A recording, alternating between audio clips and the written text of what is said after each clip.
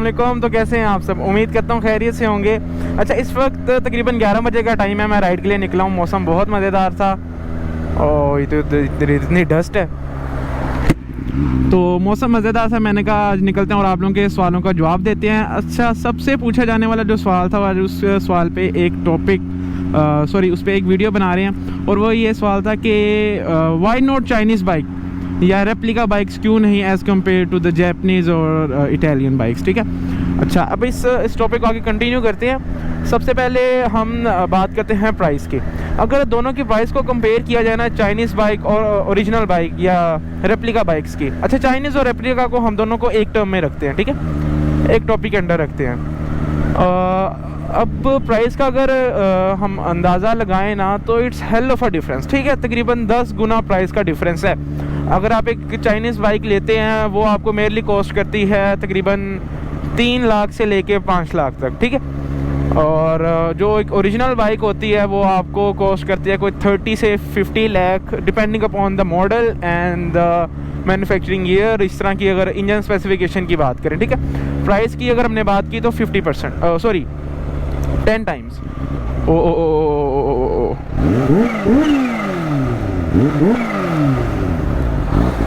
Come on man, one way आ रहा है यार मेन रोड पे। अच्छा, सेकंड पॉइंट नंबर 2, वो बात आ जाती है फिर पावर पे। अगर आप पावर का हिसाब लगाएं यार, उनकी पावर कुछ भी नहीं है। देखें, अगर इंजन स्पेसिफिकेशन की मैं आपसे बात करूं ना, तो जो हैवी बाइक होती है ना, ओरिजिनल जैपनीज़ वगैरह, वो सारी होती हैं 4 सिलेंडर इंजन, ठीक है। अब 4 सिलेंडर इंजन ही असल पावर प्रोड्यूस करता है। अब जो रेप्लिका बाइक्स हैं, या तो वो होती हैं 250 सीसी सिंगल सिलेंडर या 350 सीसी ड्यूल सिलेंडर। जो सिंगल सिलेंडर होती है वो एयर कूल्ड होती है और जो ड्यूल सिलेंडर होती है वो हमारे पास वाटर कूल्ड में आ जाती है। तो अब आप खुद सोचें कि एक सिंगल सिलेंडर 250 इंजन या ड्यूल सिलेंडर 350 इंजन क्या पावर प्रोड्यूस करेगा, और एक इनलाइन 4 1000 सीसी या 600 क्या पावर प्रोड्यूस करेगा। सो हेल ऑफ अ डिफरेंस है। वो मेरे ख्याल से मेरे लिए कोई 30 से 40 BHPs होती हैं, और 600 सीसी जो होती है वो, अगर मैं ऑन अ ब्रॉडर स्पेक्ट्रम बात करूँ, वो 100+ BHP होती हैं। तो हेल ऑफ अ डिफरेंस है, तो इसीलिए मज़ा नहीं कराएंगे आपको पावर के मामले में। सेकेंडली, अब हम आ जाते हैं अपने नेक्स्ट टॉपिक पे, वो है ड्यूरेबिलिटी।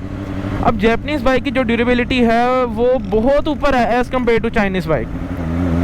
अब चाइनीज़ बाइक जो है वो बहुत कम लाइफ स्पैन होता है उनका, वो काम निकालती रहेंगी अपना। वो कभी क्लच प्लेट्स का, कभी उसका जिसको कहते हैं एक्सेलरेशन का इशू, कभी बैटरी का इशू, क्योंकि चाइनीज़ ब्रांड है वो इतना रिलायबल नहीं है as compare to the Japanese bike.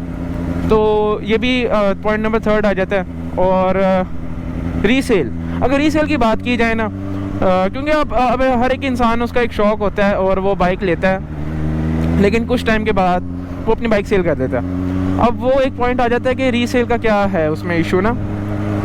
Resale का पॉइंट ये है कि जैपनीज़ बाइक की रीसेल आउट क्लास होती है, मतलब आप कंपेयर नहीं कर सकते चाइनीज़ बाइक। अब वो आप लेते हैं 3.5 लाख रुपए की, आप वो बाइक लेते हैं, आप चलाते हैं और कोई मिस हैप नहीं होता, बाइक नीट एंड क्लीन है। आप सेल करने जाते हैं, वो आपको बहुत ही कम पैसे मिलेंगे उसके, मेनली आपको हाफ प्राइस उसके मिलेगी, क्योंकि उनकी रीसेल नहीं है। ऑन द अदर हैंड, अगर आप जैपनीज़ बाइक यूज़ में लेते हैं और वो बिल्कुल ठीक कंडीशन में है, और अगर आप वो सेल करना चाहते हैं, तो आप यकीन माने जो इस टाइम पाकिस्तान के हालात हैं, इंपोर्ट के, ड्यूटी स्ट्रक्चर इतना मुश्किल है और डॉलर के जो हालात हैं, हमेशा बाइक आपकी ऊपर ही जाती है। आप 1 साल 2 साल चलाएं और वह आपकी ऊपर ही निकलती है। मेरे साथ तो बहरहाल ये हुआ और बाकी बाइकर्स के साथ ये भी हुआ। लेकिन आज से तकरीबन 4 से 5 साल पहले, जब डॉलर के और इंपोर्ट के ये हालात नहीं थे, तो ये होता था कि राउंड अबाउट उतनी ही प्राइस में निकल जाती थी। जस्ट सपोज अगर आपने एक बाइक 12 लाख की जिक्सर 600 ली है, तो जब आप वो सेल करने जाते थे तो वो अराउंड 11.5 या 1175 की ना निकल जाती थी बाइक। तो रीसेल भी एक मेजर पॉइंट आ जाता। बात क्लियर कर दूं कि ये कोई प्रमोशन नहीं है या मैं किसी को क्रिटिसाइज़ नहीं कर रहा। यहाँ पे आके लोग मेरी ओपिनियन जानना चाहते हैं कि आप क्या कहते हैं कि क्या चाइनीज़ बाइक या रेप्लिका बाइक्स लेनी चाहिए या नहीं। अब चाइनीज़ में जो ब्रांड्स आ जाते हैं, जेमको हो गया और इस तरह के PR वगैरह हो गई, तो अब एक जो मेजर चीज़ होती है ना हैवी बाइक लेने का शौक़ जो होता है, वो सिर्फ उसका साउंड होता है। आप 90% यंगस्टर से पूछेंगे ना यार कि आप हैवी बाइक क्यों पसंद करते हो, क्या चीज़ आपको इसमें पसंद है, तो एक साउंड है। तो चाइनीज़ बाइक सिंगल सिलेंडर या अच्छा, एक और बात मैं आपको क्लैरिफाई करूँ कि जो साउंड प्रोड्यूस होता है ना बाइक का, वो इंजन से होता है, ठीक है। जो एग्जॉस्ट है ना, वो सिर्फ एक बहाना है उसकी आवाज़ को ज़्यादा करना, कम करना, उसकी पिच को चेंज करना, वो सिर्फ एक आपके लिए ज़रिया है। मेन आपका इंजन ही प्रोड्यूस करता है। ये मैंने अपने एक्सपीरियंस से बात सीखी और सीनियर जो बाइकर फेलोज हैं उनसे ये बात सीखी है, ठीक है। तो अब ड्यूल सिलेंडर को आप जो मर्जी एग्जॉस्ट लगा लें और ओरिजिनल लगवा लें। चाइनीज़ तो उनको लगे हुए आते हैं, 5-6 हज़ार का चाइनीज़ एग्जॉस्ट आ जाता है। ओरिजिनल जो है वो तकरीबन 1 लाख से 1.5 लाख का आपको कॉस्ट करता है।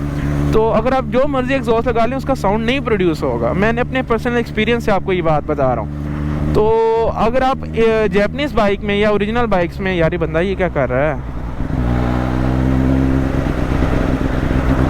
अच्छा, अगर आप जैपनीज़ बाइक में चाइनीज़ एग्जॉस्ट भी लगा लेंगे ना, आवाज़ आ जाएगी आपको। लाहौर पाकिस्तान में इतनी बाइक्स मिल जाएंगी जिनमें चाइनीज़ एग्जॉस्ट लगे होते हैं और उनका बहुत लाउड साउंड होता है, ठीक है। अब ये एक पॉइंट डिफरेंशिएट, जो मेजर पॉइंट है वो यही है कि यार उनका साउंड ही नहीं है। वो जैपनीज़ बाइक से आप इनको कम्पीट नहीं कर सकते, चाइनीज़ बाइक को। अच्छा, अगर एक और बात आ जाती है कि अगर आपका शौक़ है, देखो अगर आपका ड्रीम है ना, मेरा ड्रीम था कावासाकी निंजा H2, तो मैंने वो अचीव किया। जो भी कंडीशंस थी, ठीक है, मुझे बड़े लोगों ने कहा ना लो यार, सुपर चार्जर है, इतनी पावर है, इतनी हीट है, व्हाट्सो एवर भी द कंडीशन है। मैंने कहा यार नहीं, मैंने एक दफ़ा ट्राई लाजमी करनी। अगर आप लोगों का वो है ड्रीम चाइनीज़ बाइक, जैसे KPR होगी, ज़ेमको 250, 350, इस तरह की बाइक्स आपका ड्रीम है, तो आपको हमेशा उनके लिए ही जाना चाहिए। अपने ड्रीम चेज़ करें। वो बात की बातें हैं पावर वगैरह। अगर आपको पावर का नहीं शौक, अगर आपको जैपनीज़ बाइक का नहीं है शौक, तो आप must go for the Chinese bike. अगर आपका वो ड्रीम है, अपना ड्रीम को कम ट्रू करें। लाइफ का क्या पता है अल्लाह माफ़ करे, मेरा ये कहने का मकसद नहीं है, लेकिन अपने ड्रीम्स को आप लोग अचीव करें, जो मेन बात है। एक ये भी बहुत बड़ा मिसकंसेप्शन है, ठीक है। अच्छा, ये भी बहुत बड़ा मिसकंसेप्शन है कि यार वो लोग कहते हैं कि मेरी बाइक में भी 6 गियर हैं और दूसरी बाइक में भी 6 गियर हैं, जैपनीज़ में भी 6 गियर हैं, चाइनीज़ में भी 6 गियर हैं, तो मैं जैपनीज़ इतना महंगा क्यों लूँ। और यार गियर्स मैटर नहीं करती इस चीज़ों में। देखो अब एक इलेक्ट्रिकल सुपर बाइक्स भी आ गई हैं जो कि उतनी ही स्पीड टच कर रही हैं जितने कि आपकी 600 या 1000 नेचुरल एस्पिरेटेड टच कर रहे हैं। तो गियर्स मैटर नहीं करते। अगर आप स्ट्रीट बाइक लेते हैं तो उसकी गियर रेशो डिफरेंट है as compare to sports bike, ठीक है। तो गियर्स मैटर नहीं करते, वो उनका गियर रेशो छोटा होता जाएगा। अब एक और बात आ जाती है, वो है एक्सेलरेशन की। अब जो एक्सेलरेशन है, पाकिस्तान में लोग पता क्या कहते हैं, यार मेरी बाइक 150 टच करती है, मेरी बाइक 170 टच करती है। देखिए पुलिस की वजह से आज ये आगे बंद किया हुआ। मेरी बाइक 150 टच करती है, 170 टच करती है। यार 150 170 टच करना बात नहीं है। 150 170 पे जिस टाइम पीरियड में, वो जिस ड्यूरेशन में, जितने डिस्टेंस पे जाती है, वो चीज़ मैटर करती है। अच्छा, सॉरी फॉर द पॉज, मुझे पुलिस वालों ने रोक लिया, वो जाने नहीं दे रहे थे। DHA और दोनों ने साइड पे लगा ली मेरी बाइक, तो मैं बड़ी छुप के मुश्किल से सर्विस लेन के साथ वो वहाँ पे थे ना, मैं छुपके से यहाँ से निकल आया हूँ, क्योंकि राइड तो लाजमी है, राइड तो करनी है। तो अच्छा, एक और बात कि मैं ना इस टॉपिक को बड़ा स्पीडली कवर कर रहा हूँ, तो उसके लिए अपोलोजाइज़, क्योंकि टॉपिक्स कह रहा हूँ, पॉइंट्स बहुत ज़्यादा हैं जिनको मैंने कवर करना है और फिर वीडियो बहुत लंबी हो जाती है। आप लोग देखना पसंद नहीं करते लंबी वीडियो, शॉर्ट वीडियोज़ आप लोग ज़्यादा पसंद करते हैं। एक्सेलरेशन की जो जैपनीज़ बाइक है या कोई भी 600 या उससे अबव सीसी बाइक्स है ना बॉयज़, वो विद इन 0 to 100 अगर उनका कैलकुलेट करें, क्योंकि वर्ल्ड वाइड यही क्राइटेरिया देखा जाता है, क्वार्टर माइल का और 0 to 100 का, वो 3 या मैक्सिमम जो है ना 3.5 या 4 सेकंड्स में कर लेती है। जो चाइनीज़ बाइक होती है ना, वो उसका पिक ही नहीं, उसकी टॉप स्पीड ही 150 होती है और वो 150 तक इतने लंबे रूट में, आज इन्होंने यहाँ बैरियर्स लगाए हैं ताकि यहाँ पे कोई स्पीड में चला ना सके, इसलिए मैं यहाँ पे भगा नहीं रहा। तो प्लीज़ कमेंट सेक्शन में मुझे छोड़ दीजिएगा कि आप भगाते नहीं हैं, ये क्या करते हैं। मैं आज ज़रा आ रहा हूँ ना, तो इधर पुलिस वगैरह और ये लोग लिहाज नहीं रखते, जो अपनी गाड़ी आगे ले आते हैं, so it could be lethal ना। तो अच्छा हाँ, उनका 0 to 100 कुछ एक्सेलरेशन नहीं, उनकी टॉप स्पीड नहीं, उनकी स्टेबिलिटी वगैरह कुछ नहीं है। तो मेरा ये पॉइंट ऑफ व्यू है कि आपको चाइनीज़ बाइक नहीं लेनी चाहिए। इस बात पे बड़ा सारा absolutely not, if you know what I mean. तो चाइनीज़ बाइक नहीं, आप लोग अपना बजट ऊपर करें और इंशाल्लाह आप लोग जो है जैपनीज़ बाइक ही ऑप्ट करें। नेक्स्ट वीडियो बनाएंगे कि कौन सी जैपनीज़ बाइक या कौन सी बिगनर्स बाइक होनी चाहिए। अगर आपको ये वीडियो चाहिए तो कमेंट सेक्शन में मुझे लाजमी बताएं। और वंस अगेन मैं किसी को इधर क्रिटिसाइज़ नहीं कर रहा, मैं अपना सिर्फ ओपिनियन दे रहा हूँ कि अगर एक बाइकर है, उसने पूछना चाहता है कि मैं कौन सी बाइक पे आऊँ, क्या करूँ, तो मेरा ये ओपिनियन है। अपनी दुआ में मुझे याद रखिएगा, वीडियो को लाइक करें, चैनल को सब्सक्राइब करें, अपने दोस्तों के साथ शेयर करें। आएँ सर आएँ। तो मिलते हैं आपको इंशाल्लाह नेक्स्ट व्लॉग में। थोड़ा सा पैच है, मिलते हैं आपको नेक्स्ट व्लॉग में, आगे भी बैरियर है। टिल देन टेक केयर, अल्लाह हाफिज़।